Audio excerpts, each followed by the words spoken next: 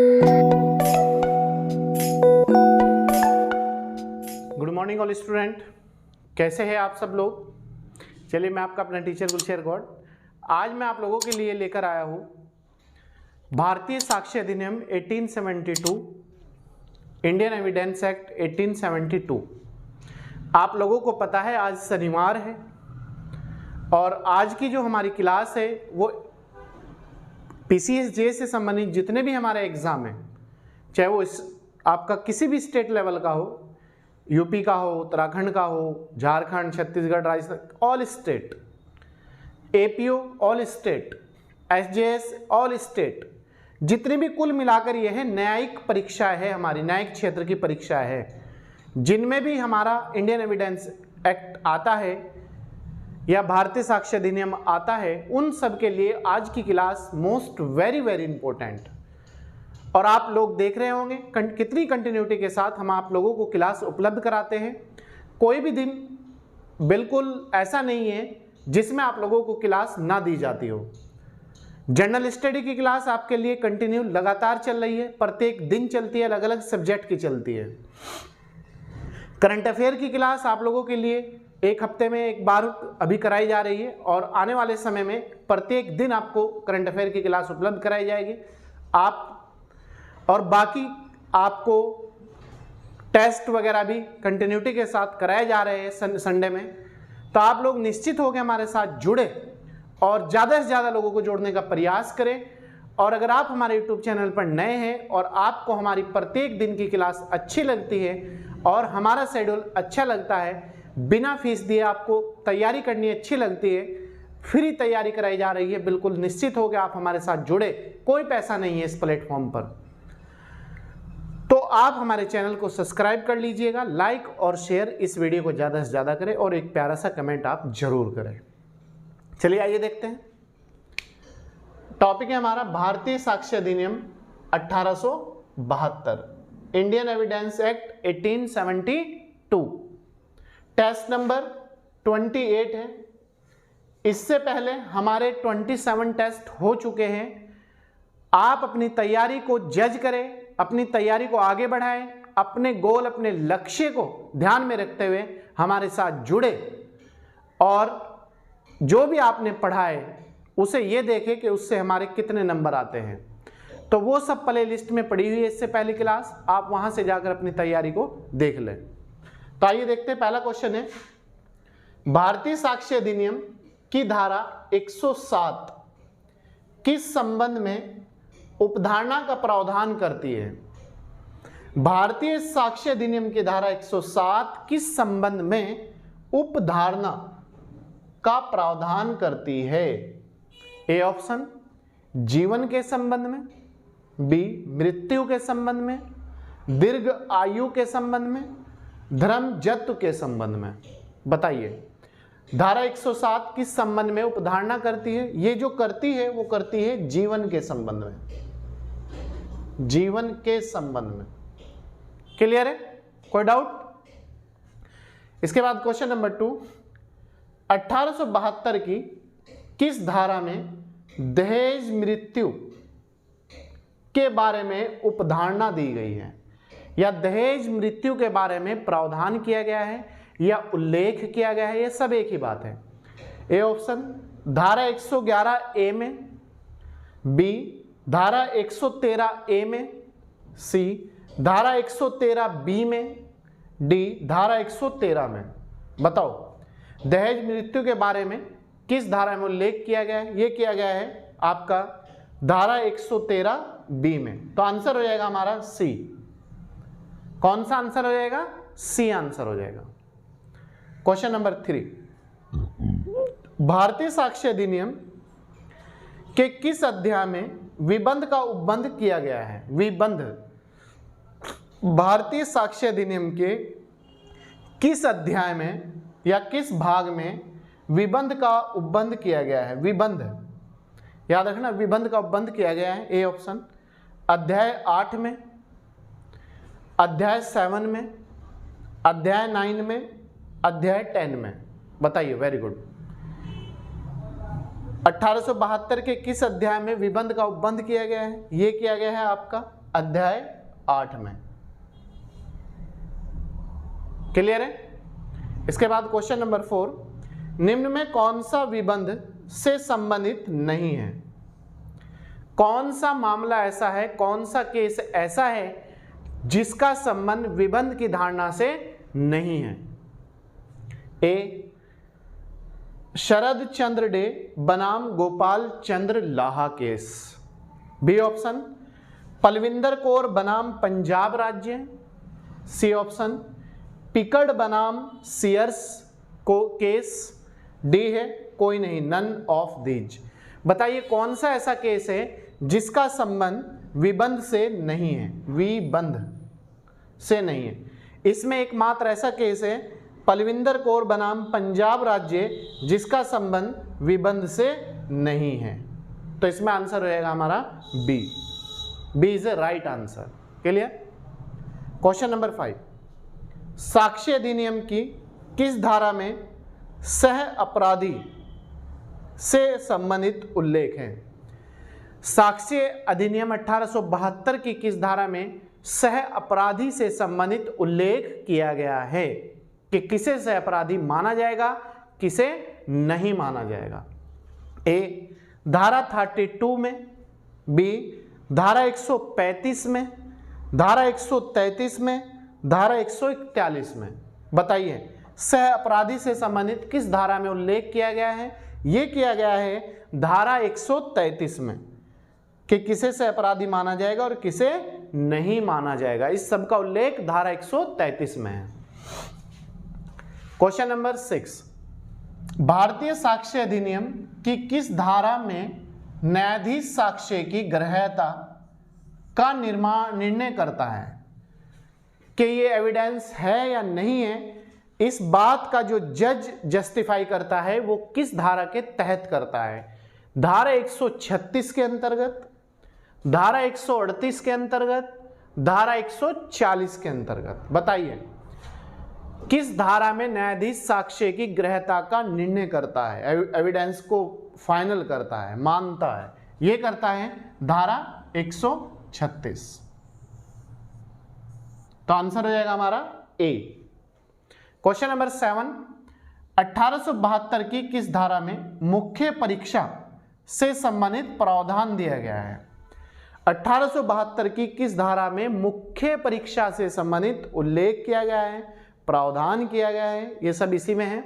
धारा 138 में, धारा 135 में, धारा 137 में। बताइए, वेरी गुड। 1872 की किस धारा में मुख्य परीक्षा से संबंधित प्रावधान किया गया है? बताइए, वेरी गुड। यह किया गया है धारा 137 में मुख्य परीक्षा से संबंधित बातों का उल्लेख किया गया है, धारा 137 में।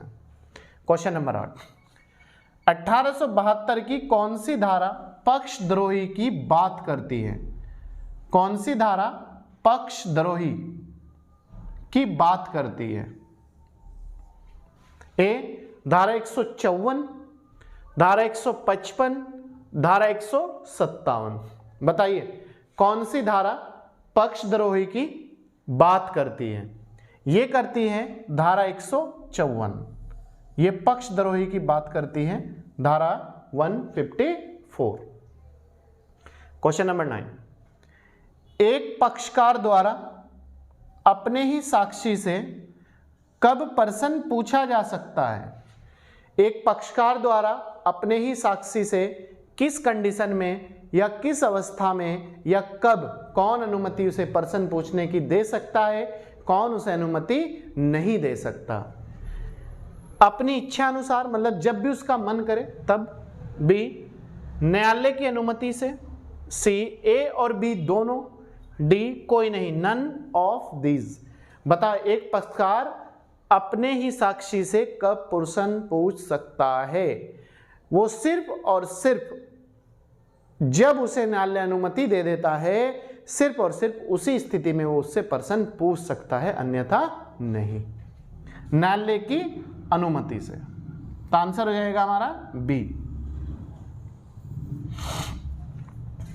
क्वेश्चन नंबर 10, धातु की प्लेट पर उत्कीर्ण लेख होता है। जो धातु की प्लेट होती है उस पर जो लेख लिखा होता है या खुदवाया जाता है या लिखवाया जाता है वो क्या होता है?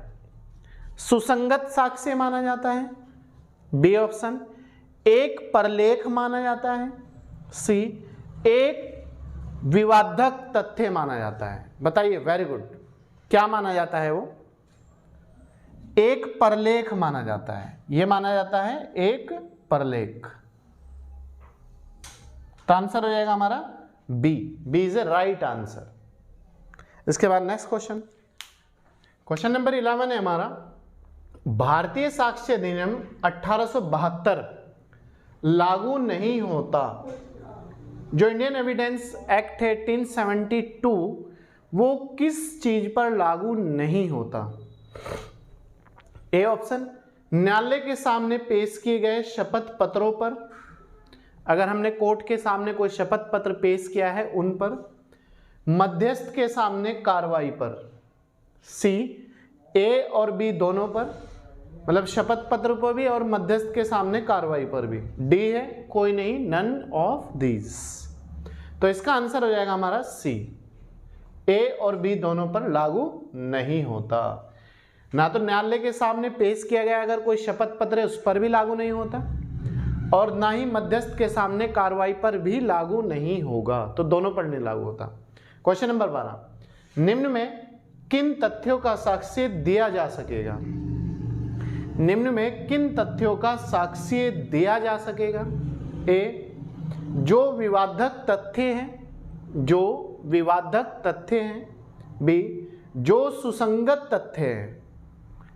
सी, ए और बी दोनों। डी, नन ऑफ दीज, कोई नहीं। बताइए, किन तथ्यों का साक्ष्य दिया जा सकेगा? कौन से ऐसे तथ्य हैं जिनका एविडेंस माना जाएगा? जो विवादक तथ्य है उनका भी माना जाएगा और जो सुसंगत है उनका भी। तो आंसर हो जाएगा ए और बी दोनों। क्लियर है? क्वेश्चन नंबर 13, 1872 की धारा 6 किस धारणा से संबंधित है? इंडियन एविडेंस एक्ट 1872 की धारा जो 6 है तो उसका संबंध किस चीज से है? इकबाल से, बी विबंध से, सी रेस जेस्टे से। बताइए, 1872 की धारा 6 का जो संबंध है वो है रेस जेस्टे से। तो आंसर हो जाएगा हमारा सी, रेस जेस्टे।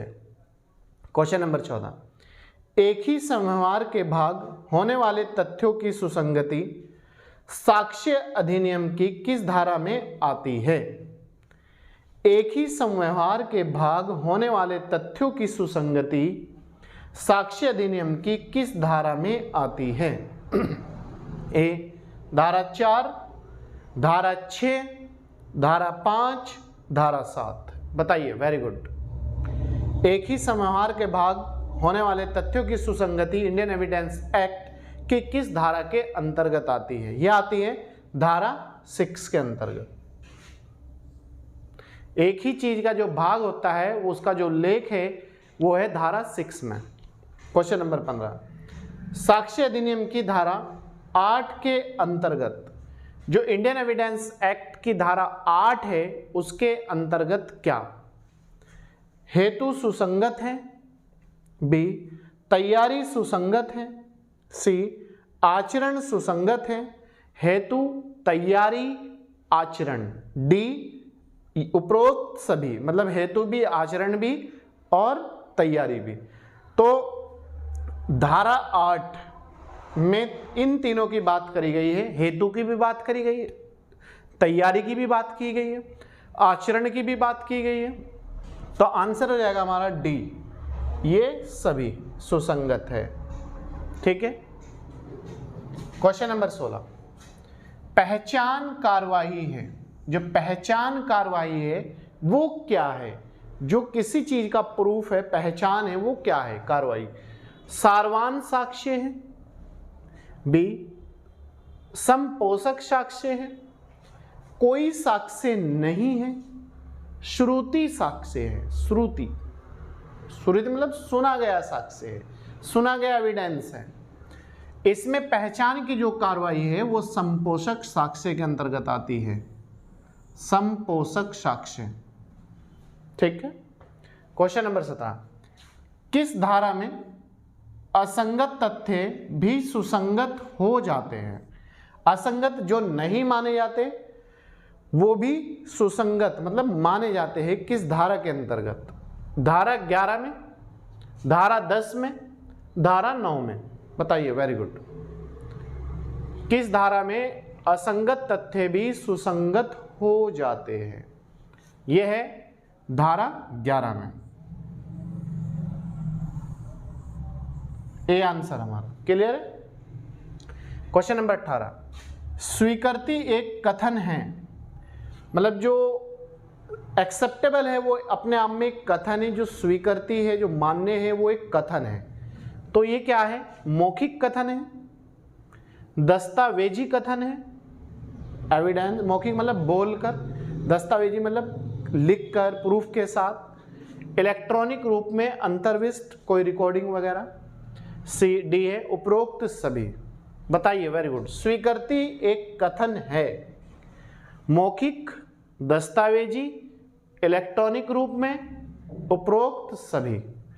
तो जो स्वीकृति है वो है उपरोक्त सभी। वो मौखिक भी है, दस्तावेजी भी है और वो इलेक्ट्रॉनिक रूप में भी है। तीनों, मौखिक भी हो सकता है स्वीकृति, दस्तावेज पे भी हो सकती है और इलेक्ट्रॉनिक रूप में जो वीडियो वगैरह है, फोटो वगैरह है, इनके आधार पर भी हो सकती है। क्वेश्चन नंबर 19, पुलिस ऑफिसर के सामने की गई स्वीकृति, स्वीकृति मतलब एक्सेप्ट की गई चीजें, स्वीकृति किस धारा के अंतर्गत ग्राह्य नहीं है? मतलब वो मानी नहीं जाएगी।